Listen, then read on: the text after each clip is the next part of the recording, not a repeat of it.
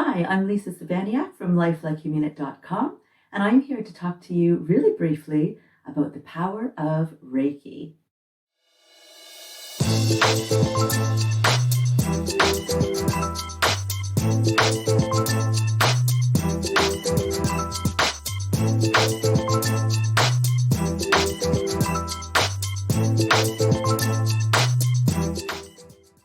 So if you don't already know about Reiki, it is a Japanese technique that was founded in the early 1900s by a man named Dr. Mikao Isui. And it's been going strong ever since, gaining momentum within the Western world since about 1930s-ish, in around that time frame. And it's a wonderful hands-on or hands-off healing technique that is all about the use of energy. And the wonderful thing about Reiki is that it's not about the person who is giving the treatment.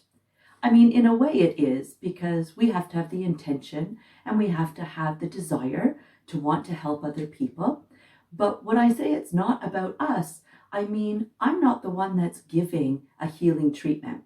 What I'm doing is acting as a conduit to allow Reiki healing energy, life force energy, to travel through me to the person that I am trying to help, or in some cases, people, or even events or places, and sometimes just for me.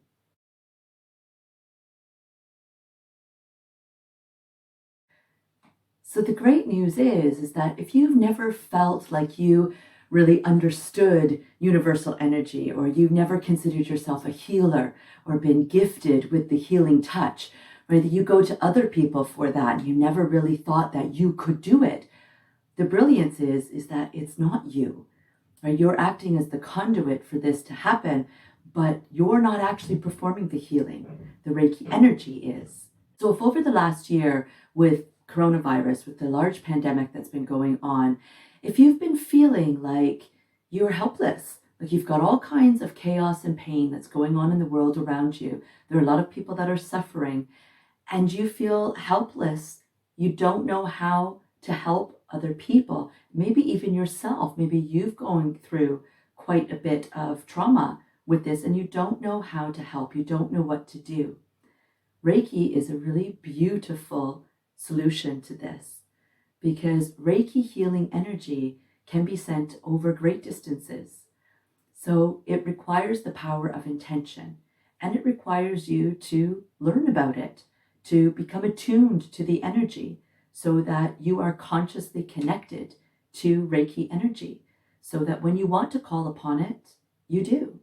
And that as you give a session to somebody else or other people or places or things, you're inadvertently giving yourself a healing session as well, because the energy is passing through you to get to them. And the beauty is that this heals on all different levels: physical, emotional, right, spiritual, all of our different levels of pain, of suffering, of thinking about the past and holding on to past traumas. All of these can be treated with Reiki and in conjunction with regular medical practice as well. There's no side effects. There's no, hindrance to medications or anything like that. So even if you're not entirely sure how to help, when you've got the ability to send Reiki healing energy, you can send the energy knowing that the energy is going to help for the highest good. That in a way, it doesn't matter if you actually know the circumstances or if you think you know what needs to be healed. The Reiki energy will heal what is best for that person, place, or thing, always in the name of their higher good.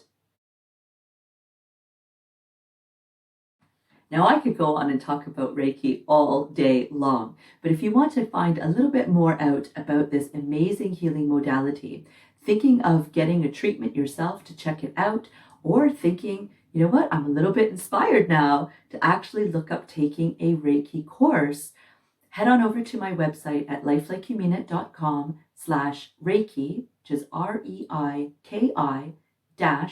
-healing.